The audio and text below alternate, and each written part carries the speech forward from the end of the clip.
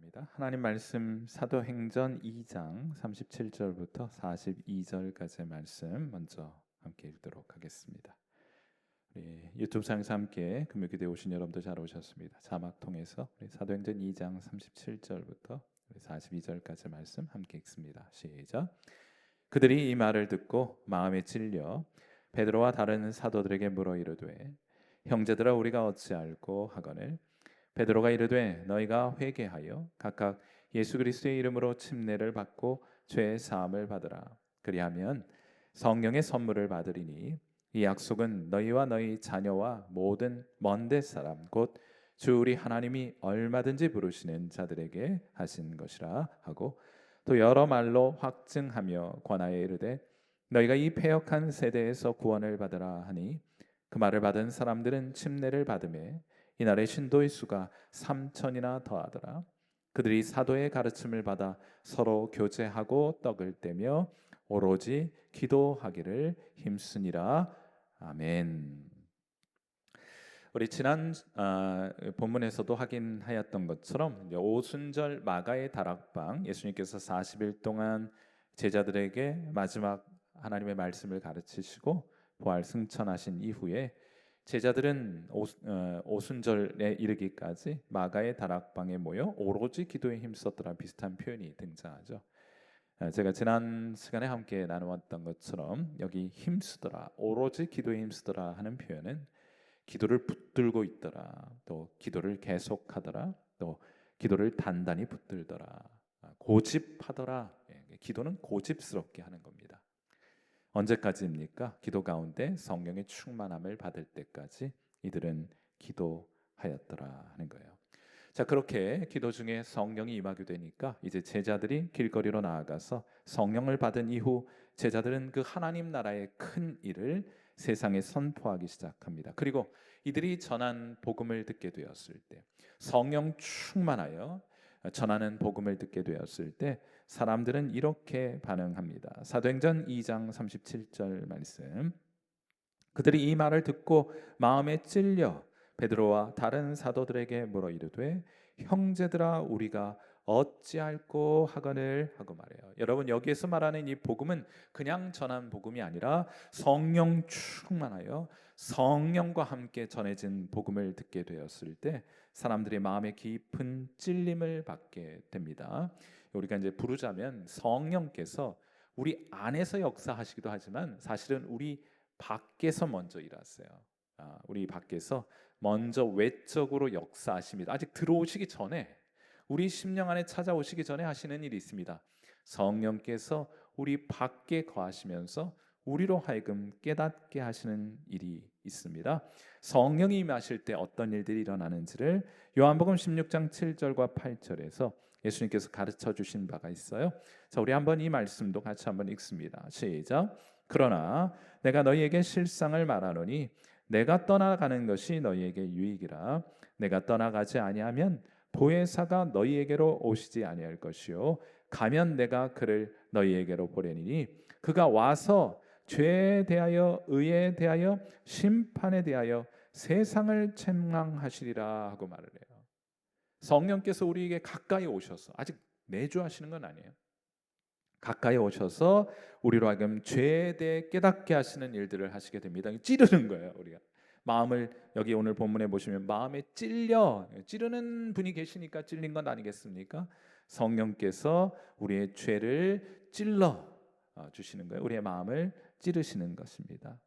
여러분, 그런데 우리 이 말씀 하신 이후에 예수님께서 그 다음 구절에 죄 중에 가장 큰 죄가 뭔지를 알아요? 요즘 사람들은 죄 중에 가장 큰 죄가 어떤 죄라고 생각하십니까? 뭐 살인죄도 있겠고, 뭐 요즘 기독교에서는 이제 동성애가 가장 큰 죄로 알고 있지만, 그것도 죄입니다. 큰 죄이긴 하지만 가장 큰 죄는 아니에요. 가장 큰 죄는 어떤 죄이냐? 예수 믿지 않는 죄가 가장 큰 죄입니다.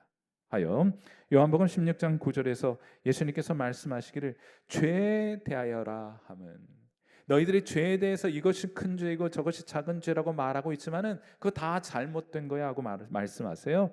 죄에 대하여 잘못된 세상의 생각을 책망하시게 되는데, 죄에 대하여라 함은 그들이 나를 믿지 아니하며 하는 것입니다.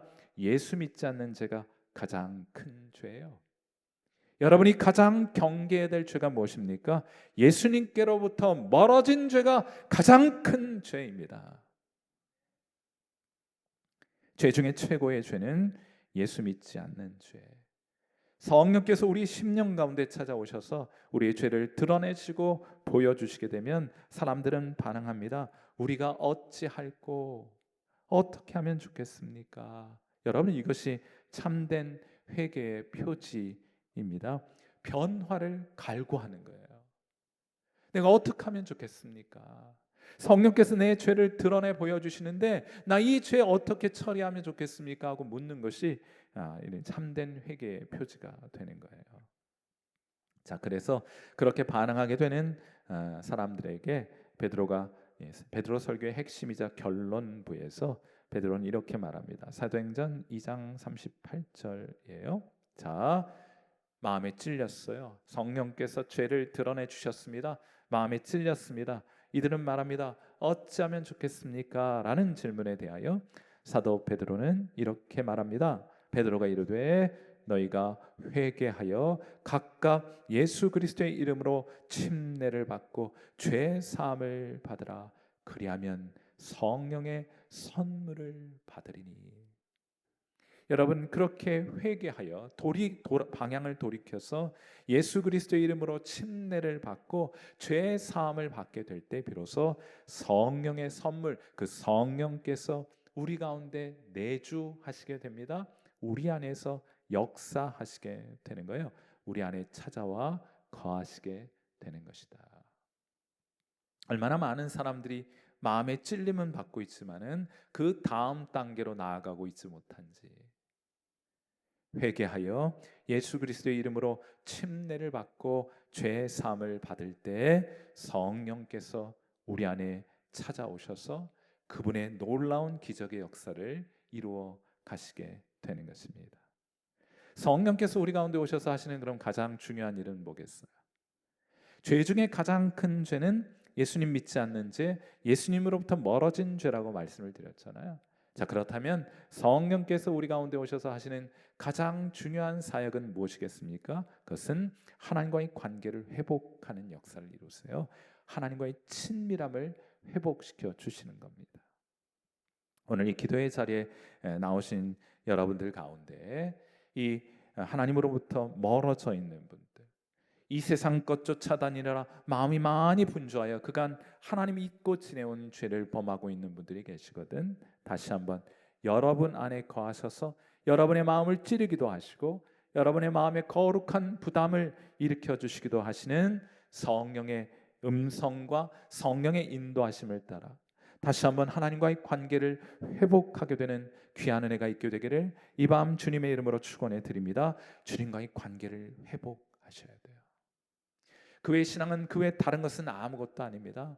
우리 주님과 더 깊은 교제를, 친밀함을 누리는 것이야말로 성령께서 우리 가운데 지금도 하시고 계신 역사입니다. 그 힘으로 다시 일어서게 되는 거예요. 요즘은 뭐 좀 젊은 세대들에게 잘 알려져 있지는 않지만은 저희 학창 시절에 마돈나라는 가수, 영화 배우이기도 하고 책을 쓰기도 하고 뭐 사실은 뭐 우리나라 사람들은 모르는 사람 많을지 몰라도 미국 사람 가운데 마돈나 모르는 사람은 아마 미국 사람들 중에는 없을 것 같아요. 그런데 그녀가 한 TV 프로그램에 출연했다가 인터뷰를 합니다. 사회자가 묻습니다. 당신은 정말 모든 것을 다 가졌습니다. 돈, 명성, 미국 대중문화에서 차지하는 위상은 대단합니다. 표지 모델은 안 해본 잡지가 없을 정도입니다. 여기까지는 좋았어요. 그런데 사회자가 던진 그 다음 질문이 모든 상황을 뒤집어 버렸습니다. 이 질문을 덧붙였어요. 그런데 혹시 마돈나 씨, 이 모든 것을 다 포기하고라도 얻고 싶은 것이 혹시 있습니까? 얼마나 많이 얻었습니까? 얼마나 많은 부와 명성과 또 인기를 얻었습니까? 그런데 이 모든 것을 다 포기하고서라도 얻고 싶은 것이 혹시 있습니까? 라고 물었습니다. 그때 마돈나의 얼굴이 굳어졌어요. 그리고 이내 두 눈에 눈물이 주르륵 흐릅니다. 입술은 떨립니다. 그리고 이렇게 대답했어요. 엄마가 있었으면 좋겠습니다. 많은 사람들이 이 말을 듣고 충격을 받았습니다. 여러분, 마돈나가 그런 사람인 줄 알지 못했던 거예요. 사실 마돈나는 엄마가 없이 자랐습니다. 그래서 많은 소유와 성취에도 불구하고 그녀는 항상 불안했던 거예요. 세상은 그녀를 향해 적대적이라고 생각했습니다. 그래서 항상 경계하면서 살아가는 거예요. 사람들한테 곁을 내주지 않는 거예요. 왜입니까? 엄마가 주는 무조건적인 사랑을 한 번도 경험해 보지 못했기 때문에 나는 세상 사람들이 나를 수용해 주지 않을 거야 하는 그런 믿음을 가지고 이 세상을 살고 있었기 때문에 그런 불안한 마음으로 하루하루를 살아가고 있었던 것입니다. 사랑하는 성도 여러분, 사람에게 참된 만족과 행복을 주는 것은 소유와 성취가 아니라 아무 조건 없이 사랑받을 수 있고 또한 그렇게 사랑받는 존재임을 발견하게 될 때 사람은 행복해지게 되는 것인가 봅니다.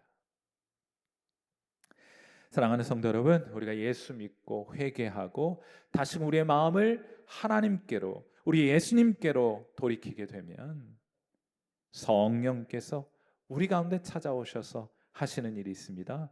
그건 뭔가 하면 우리가 하나님께 아무런 조건 없이 수용되고 사랑받는 자녀인 것을 깨닫게 해주시는 거예요. 우리 마지막으로 갈라디아서 4장 6절, 우리 예수 믿고 예수님께로 우리의 마음을 조정하게 되면 성령께서 우리 안에서 행하시는 기이한 일들이 있으니 바로 이 일들을 우리 가운데 이루어 주시게 되는 겁니다. 우리 같이 한번 갈라디아서 4장 6절 말씀 우리 함께 읽도록 합니다. 시작. 너희가 아들임으로 하나님이 그 아들의 영을 우리 마음 가운데 보내사 아빠 아버지라 부르게 하셨느니라. 아멘. 이 자리에 앉아 계신 여러분, 여러분은 하나님을 아버지 하고 부르실 수 있겠습니까? 그분이 여러분을 무조건 수용해 주시고 환영해 주시고 기뻐해 주시고 사랑해 주는 분이신 것을 여러분 확신할 수 있겠습니까? 그것이 여러분을 행복하게 만들어 주는 것이 아니겠습니까? 다시금 일어설 수 있는 용기를 주는 것이 아니겠습니까? 우리로 이 세상으로 나아가 힘차게 하나님의 자녀로 살아갈 수 있게 하는 능력이 되는 것이 아니겠습니까? 오늘 이 자리 우리 거룩한 성령께서 여러분을 하나님과의 친밀한 자리로 다시금 초대하시게 될 텐데 여러분 아무런 저항 없이 그분이 인도하시는 대로 우리 하나님의 거룩한 존전으로 나아가 그분을 아빠, 아버지 하고 불러볼 수 있는 그런 귀한 은혜가 오늘 이 밤 우리 모두에게 있게 되기를 간절히 바라봅니다. 우리 이 시간 함께 기도하도록 할게요.